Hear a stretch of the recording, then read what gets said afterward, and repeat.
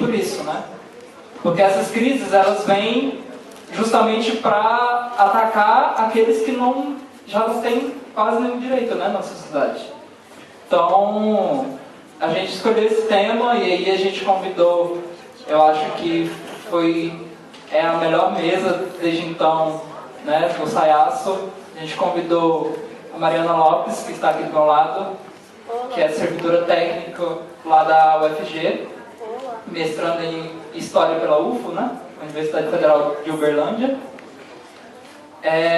A gente convidou a Anistia Internacional, Seção Goiás, né, que já esteve em outro evento aqui em junho passado, se não me engano, com a gente, discutindo direitos humanos também. Com a Susan, né, que trouxe a Susan como ativista da Anistia Internacional. E a gente convidou também, né, os sindicatos dos trabalhadores em instituições, em escolas federais, né, de Goiás, Sintef, que está sendo representada aqui pela professora Thaís, professora de História aqui do IFG, que leciona também sobre relações étnico-raciais. Bom, a gente planejou, né, uns 15 minutos de fala para cada parte, e aí depois a gente abre para o debate aberto. Tudo bem? Então vamos começar? Mariana começa, né?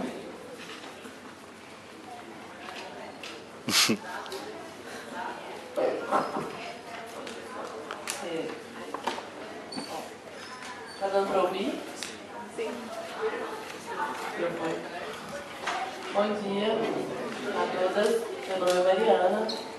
Como o Alisson já apresentou, eu sou trabalhadora técnica administrativa na UFG. Sou doutoranda em História na UFO. Mas acho que o motivo desse convite, acho que é um pouco mais pela militância também dentro do feminismo. E aí, por esse motivo, eu já coloco que a gente precisa apresentar o seu local de fala. Então, a minha fala aqui hoje vai fazer uma abordagem sobre isso, né, sobre a condição da mulher trabalhadora. Quando o Alisson me chamou para essa mesa, ele me falou um pouco sobre como seria a temática, né, do evento. E aí, antes de propriamente falar algumas coisas que eu preparei aqui, eu queria saudar esse espaço, né? Acho muito importante que seja uma iniciativa dos estudantes, das estudantes do IFG. Acho que é muito importante essa visibilidade, como o próprio evento diz. Ser visível é revolucionário. E queria também prestar a minha homenagem. Eu até perguntei para o Alisson se esse evento tem esse nome de SAIASO, pelo Lucas Fortuna, porque não sei se todos aqui conhecem, mas foi um dos fundadores do Coxa de Retalhos da UFG, que foi um dos primeiros coletivos LGBT dentro da universidade. Aliás, foi o primeiro. E ele foi assassinado há cerca de 3 anos. E aí, desde que ele foi assassinado por homofobia, acontecem diversas manifestações com esse nome, SAIASO também. Então, eu não sei se é exatamente por esse motivo que esse evento do IFG tem esse nome, mas que bom que a memória do Lucas está sendo colocada e a memória de todas as pessoas que foram assassinadas brutalmente, e os índices no Brasil são alarmantes de mortes por homofobia e transfobia. Bom, e aí, nesse sentido também, acho que é importante que a gente valorize a iniciativa desses estudantes. Eu prefiro esse. Acho mais fácil. Ele parece coisa de deputado. Bom, e aí também levantar a importância do coletivo Triângulo Rosa para o IFG e também o coletivo Decide Gonçalves, que eu sei que existe um coletivo feminista fortíssimo aqui dentro do IF. E isso tem crescido cada vez mais, né? O feminismo nunca esteve tão forte, pelo menos na nossa geração. Eu me considero na geração de vocês ainda, tá? Desculpa. Mas eu acho que nunca esteve tão forte na nossa geração. E isso se deve muito a essa formação desses coletivos em seus locais de estudo, locais de trabalho. Recentemente, aqui no IFG, por exemplo, foi formado um coletivo autônomo de técnicas administrativas, e isso é muito bom. Eu não tive notícia de que tivesse sido formado outros coletivos autônomos feministas dentro de outras instituições, né, entre técnicas, e aí entre estudantes também está bem forte esses coletivos. Então, acho que é uma perspectiva importante diante de tudo que a gente vai falar aqui. Eu pretendo fazer brevemente, nosso tempo é bem curto, né? 20 minutos, mas acho que é importante que a gente coloque alguns pontos na mesa para a gente iniciar um debate. A gente conversou um pouco antes aqui entre nós para saber mais ou menos o que a gente ia falar, e eu preferi começar a fala da mesa fazendo um pouco de uma análise de conjuntura. Não tenho essa pretensão de fazer uma análise mais aprofundada, mas eu acho que a gente precisa tratar um pouco do momento atual no Brasil. Para além das polêmicas se foi um golpe, se não foi um golpe, o que a gente tem visto é um governo ilegítimo, né? Essa semana foi aprovado no Senado o impeachment da Dilma. Não sei a consideração de vocês, acho que a gente pode debater um pouco sobre isso também, mas foi, para mim, um golpe jurídico-midiático que retirou a presidente eleita, e não que isso signifique fazer uma defesa do PT de forma alguma, que não é esse o caráter da minha fala. Mas acho que a gente precisa admitir que sim, foi um golpe, é um governo interino ilegítimo, e por ser um governo interino, não poderia estar implementando a quantidade de reformas, a quantidade de retrocessos que está sendo implementado. Então, acho que esse é o primeiro ponto que a gente precisa colocar para o debate. A presidência de Michel Temer representa, e isso está sendo bem difundido também, do ponto de vista da visibilidade, se estamos falando aqui de visibilidade, para as mulheres, um governo que não tem nenhuma mulher em ministério. Todo mundo ficou sabendo disso. Um governo que retira verbas de políticas públicas. E aí eu vou entrar com mais detalhes sobre isso depois. Então, eu acho que é inegável, e aí é bom que isso seja um ponto pacífico entre as esquerdas, que o governo de Michel Temer representa, sim, retrocessos para a gente. E aí, vou retomando o que eu estava dizendo, não que eu considere que o governo do PT também era mil maravilhas, claro que não. Eu acho, e aí a gente pode comprovar, inclusive, que muitos dos retrocessos que estão sendo colocados no governo Temer também seriam colocados caso a Dilma continuasse seu mandato. Por exemplo, eu cheguei ontem à noite de 2 semanas junto à FASUPRA, que é a Federação dos Técnicos Administrativos, numa luta contra o PLP 257, que eu não sei se todos estão sabendo. A gente, inclusive, fez um evento aqui em maio para debater esse projeto de lei, que é um projeto que, a princípio, congelaria o salário de servidores públicos, proibiria concursos públicos durante 2 anos. Aliás, esse foi o projeto aprovado. Proibiria concursos públicos e, numa terceira fase, estipularia até um plano de demissão voluntária de servidores públicos. Isso eu estou falando bem por alto, mas isso estava no projeto de forma bem de ataques aos servidores, os condicionantes de renegociação de dívidas dos estados. Dívidas essas que o Estado brasileiro, quando, em 2008, eu não sei se todo mundo, né, o pessoal aqui é bem novinho e tal, mas eu não sei se em 2008 todo mundo lembra, ainda era o presidente Lula, que teve a crise mundial, que falou que a crise era uma marolinha. Mas a gente sabe que o Brasil tinha pagado as dívidas externas. Não, na verdade, o Brasil transformou isso em dívida pública. E as dívidas do Brasil, se a gente não falar sobre a auditoria das dívidas no Brasil, a gente nunca pode falar também sobre o pagamento de dívida dos estados. E por que eu estou falando disso? Porque, sobre o argumento de que o pagamento da dívida dos estados, o governo federal estava querendo estipular para os servidores públicos congelamento de salário e ausência de concursos públicos.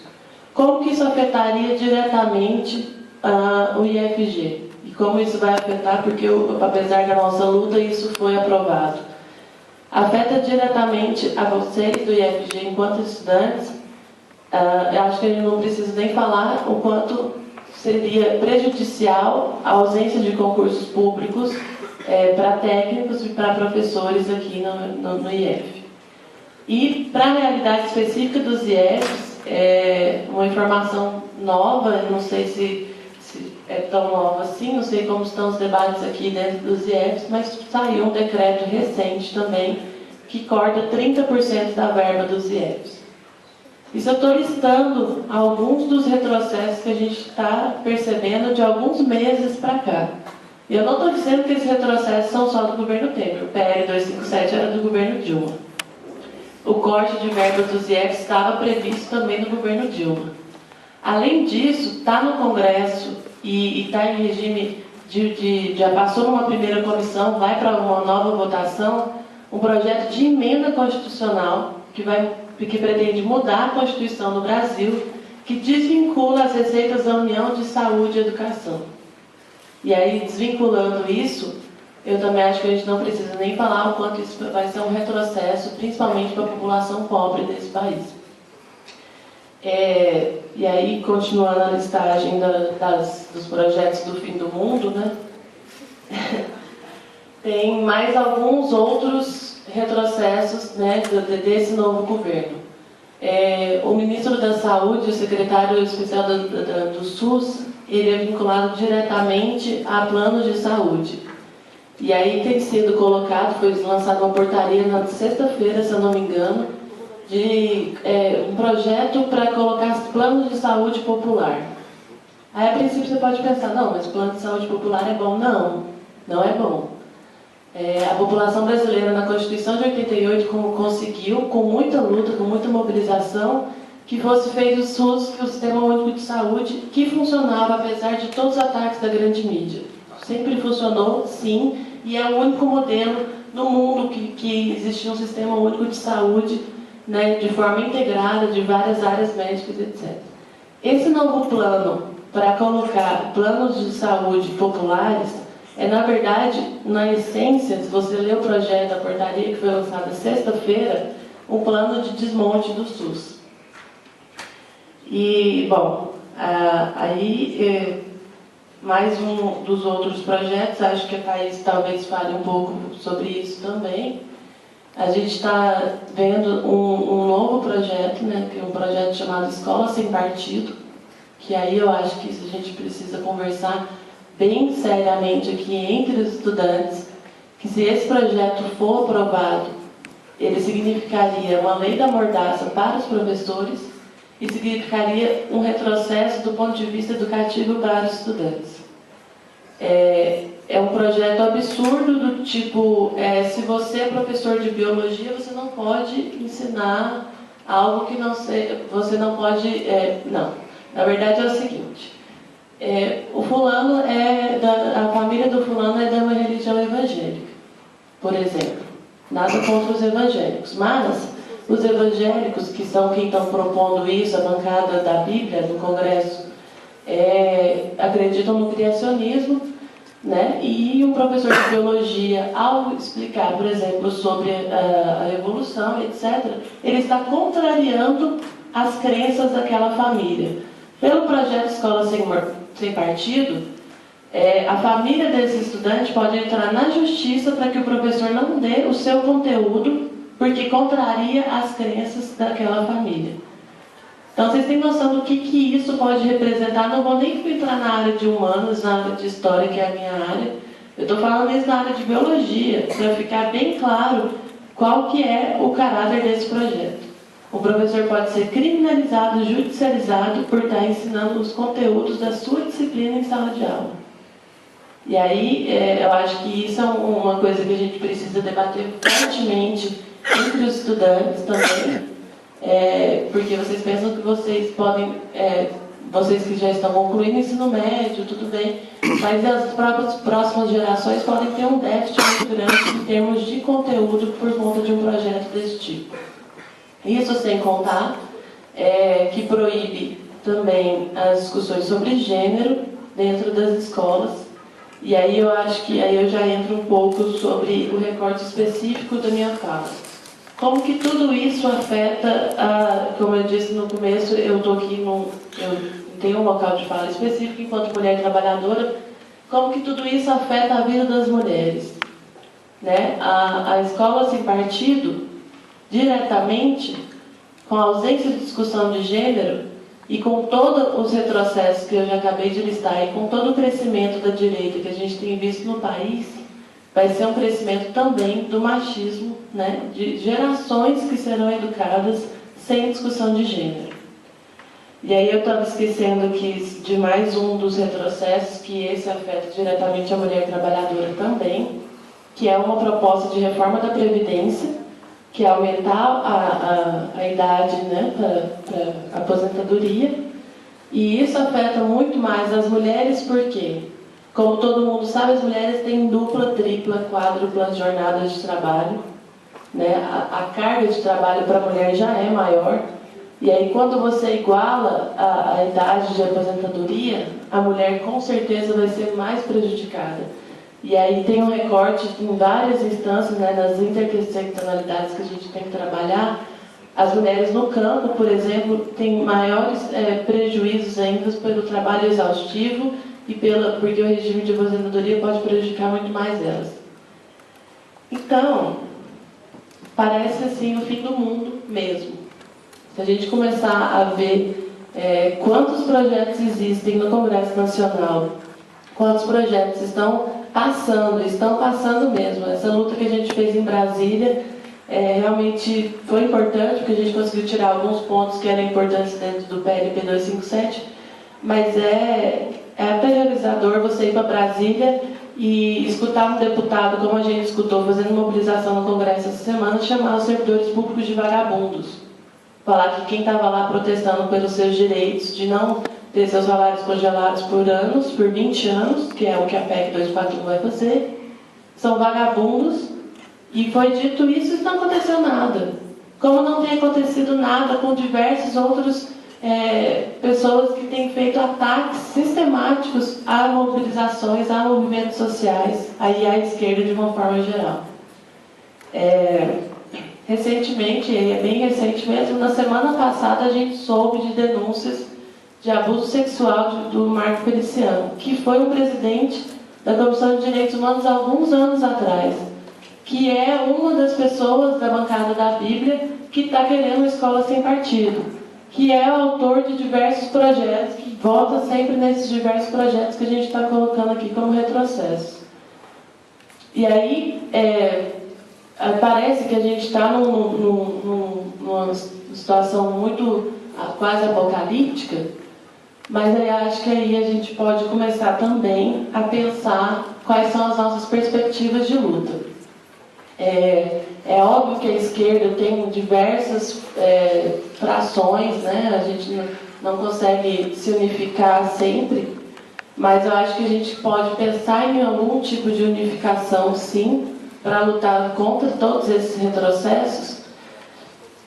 E aí, pegando um pouco do tema do evento, que é a visibilidade, eu acho que tanto do ponto de vista das mulheres, LGBT, negras e trabalhadores, que alguns recortes que a gente tem feito, eu acho que é a única visibilidade, e nunca não inventaram, para mim, nenhuma outra forma de se ter visibilidade sem ser indo para a rua, sem ser lutando, sem ser se organizando.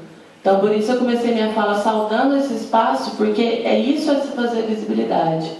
Ter visibilidade é ir para a rua hoje, às 15 horas da tarde, lutar contra a escola sem partido. Não existe outra forma.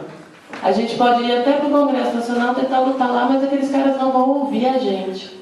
A gente só vai ser ouvido indo para a rua, e nossa visibilidade vai se dar dessa forma. É claro que existem as participações em diversas instâncias que são importantes em diversos momentos, sim, em conferências, comissões, etc. Mas eu só queria lembrar que foi dessa forma que os governos do PT cooptaram boa parte dos movimentos sociais, colocando movimentos sociais em conferências nacionais, etc., que, repito, são importantes, mas se a gente ficar só nessa luta institucional, a gente não consegue avançar. E olha que de retrocesso tem muito. Agora, o que a gente precisa pensar é como que isso pode se configurar numa unificação né, para a gente lutar contra todos esses retrocessos que vão afetar todos, principalmente trabalhadores, a população de renda mais baixa no Brasil, que já está sendo afetado por essa crise. Eu estava dando uma olhada antes de vir para cá, as taxas de desemprego existem índices diferentes. Então, para as mulheres, a taxa de desemprego tem 2% a mais para as mulheres, que já recebem 30% a menos, mesmo com a mesma qualificação. Pesquisas demonstram isso. Com a mesma qualificação, a mulher me recebe 30% a menos que um homem no mercado de trabalho, além das jornadas duplas, quádruplas e etc. Então, se a gente não se unificar, né, se o movimento LGBT de mulheres, negros, trabalhadores não se unificar nesse momento, o que a gente vai ver por aí é um retrocesso sem fim, né, que sem fim não, porque isso pode ter um fim se a gente lutar, mas é um retrocesso que vai acontecer e vai ser a longo prazo. Essa PEC 241, por exemplo, que eu falei no início, se ela for aprovada, ela vai ter uma viabilidade de 20 anos de corte na saúde e na educação. Eu acho que a nossa geração não pegou nenhum processo desse tipo, mas pensar que vai ter 20 anos de corte em saúde e educação, que são as áreas básicas para o trabalhador, é muito aterrorizador mesmo. E aí, voltando a falar sobre as nossas perspectivas de luta, para terminar, estou vendo que o tempo está acabando, estou marcando aqui, tá? Qual que é a nossa... Eu acho que a gente pode pensar, e aí, na hora que abrir para o debate, a gente conseguir dialogar sobre isso. Sobre a Escola Sem Partido, por exemplo, a gente tem foi formado nacionalmente, está sendo formado em Goiânia há mais ou menos um mês, uma frente unificada contra a Escola Sem Partido. Nos demais processos, por exemplo, ontem teve uma reunião do Fórum de Servidores Públicos Federais que foi tirado, nessa reunião do Fórum, entre todas as centrais, entre todas as entidades, o indicativo de greve geral do Serviço Público Federal. Então, eu acho que são ações nesse sentido que a gente precisa, nesse momento de retrocessos, pautar. O ato de hoje é importantíssimo e aí só lembrando, para a gente não achar que tudo é muito difícil, que a gente pode perder muito, para o movimento feminista, por exemplo, há uma vitória muito grande, recente, no ano passado, e não adianta dizer que foi por outros motivos, mas as primeiras pessoas que se levantaram contra o Eduardo Cunha no Brasil foram para a rua, com milhões de pessoas na rua, em movimentos de massa, foram as mulheres, o movimento feminista, em outubro do ano passado, contra o PL 5069. Então é isso, eu acho que a gente precisa, essa visibilidade e essa atitude militante e essa visibilidade que é revolucionária, precisa refletir não só, eu acho que muita gente sempre fala assim, precisa refletir nas urnas, eu acho que precisa refletir na rua, que é esse o local, historicamente, onde os trabalhadores e as minorias conseguem efetivamente as suas conquistas. Foi assim que as mulheres derrubaram Cunha, foi assim que as conquistas dos trabalhadores sempre vieram historicamente, e é nesse lugar que a gente vai conseguir nossa visibilidade, que tem que ser revolucionária sim.